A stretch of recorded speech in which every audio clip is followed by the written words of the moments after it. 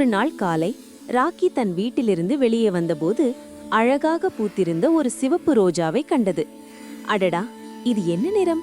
இவ்வளவு அழகாக இருக்கிறதே என்று வியந்தது. அங்கிருந்துதான் ராக்கியின் வண்ணமயமான பயணம் தொடங்கியது.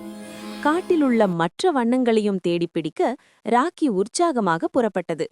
ராக்கி காட்டின் பாதையில் துள்ளிச் சென்று கொண்டிருந்தபோது அதன் சிறந்த தோழி மீனா அணிலை சந்தித்தது.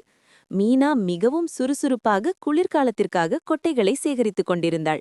ராக்கி அவளிடம், மீனா, நான் இன்று காட்டில் உள்ள எல்லா வண்ணங்களையும் பார்க்கப் போகிறேன்.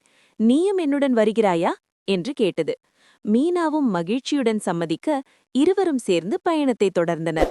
முதலில் அவர்கள் ஒரு பெரிய சூரியகாந்தி தோட்டத்தை அடைந்தனர். அங்கே எங்கு பார்த்தாலும் பிரகாசமான மஞ்சள் நிறம். பார்க்கவே சூரியனைப் போலவே இருக்கிறது என்று ராக்கி சொல்ல, மஞ்சள் மகிழ்ச்சியின் நிறம் ராக்கி என்று மீனா விளக்கினாள். அவர்கள் அப்படியே நடந்து ஒரு தெளிவான நீரோடையின் அருகில் வந்தனர். அங்கே குளம் முழுவதும் நீல நிற அல்லிப்பூக்கள் பூத்து குலுங்கின. அந்த நீல நிறத்தை பார்த்ததும் ராக்கிக்கு மனதிற்குள் ஒரு பெரிய அமைதி கிடைத்தது. பாரு மீனா, வானமும் நீலம், இந்த தண்ணீரும் நீலம், எவ்வளவு அமைதியாக இருக்கிறது என்று ராக்கி ரசித்தது. அதன் பிறகு அவர்கள் ஒரு அடர்ந்த புல்வெளியை கடந்தனர். அங்கே மரங்களும் செடிகளும் புற்களும் கண்ணுக்கு இதமான பச்சை நிறத்தில் காட்சியளித்தன. இதுதான் இயற்கையின் உண்மையான நிறம், இது நமக்கு புத்துணர்ச்சியை கொடுக்கிறது என்று இருவரும் பேசிக்கொண்டனர். சிறிது தூரம் சென்றதும் அவர்களுக்கு ஒரு பெரிய பூசணிக்காய் தோட்டம் தெரிந்தது. அங்கே உருண்டை உருண்டையாக ஆரஞ்சு நிற பூசணிக்காய்கள் தரையெங்கும் நிறைந்திருந்தன. இந்த ஆரஞ்சு நிறம் எவ்வளவு சுவையாக இருக்கும் தெரியுமா என்று மீனா சிரித்துக்கொண்டே சொன்னாள்.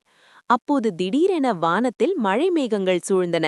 மழை பெய்து ஓய்ந்த பிறகு வானத்தில் ஒரு அழகான வானவில் தோன்றியது.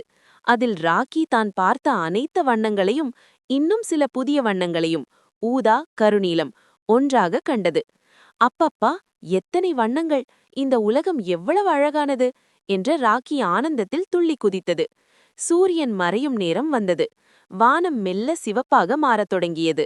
ராக்கியும் மீனாவும் அன்றைய நாள் முழுவதும் தாங்கள் கண்ட வண்ணங்களைப் பற்றி பேசிக்கொண்டே வீட்டிற்கு திரும்பினர்.